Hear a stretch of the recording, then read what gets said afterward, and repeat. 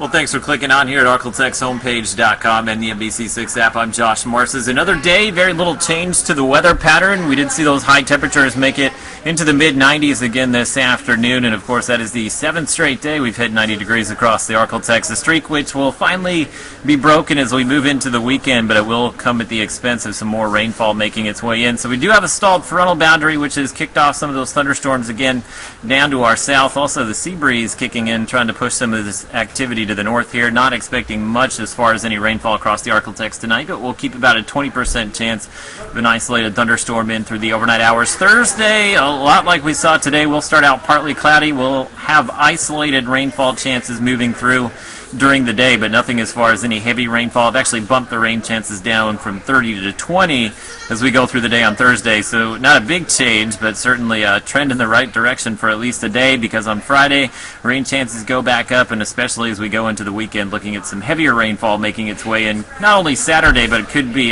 throughout the day on Sunday as well. So here's a look at the latest rainfall potential map, which will take us through the next 7 days.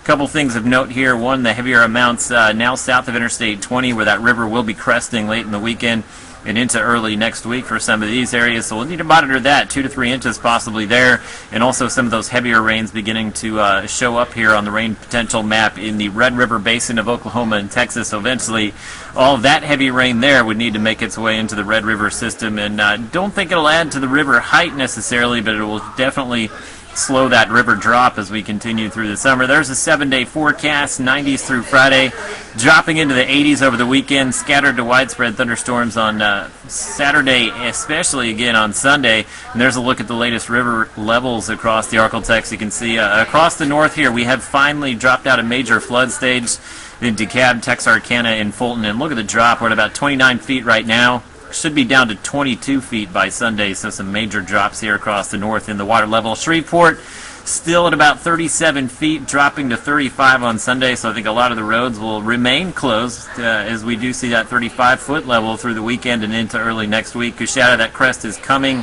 tonight into the day. Thursday should be at about 39 feet there. Not much of a drop as we go through the weekend, so a prolonged high water event for you as well. And Grand Ecore, Natchitoches Parish, 41.3 now. You will crest at 42.5 on Friday and then down to 42 on Sunday.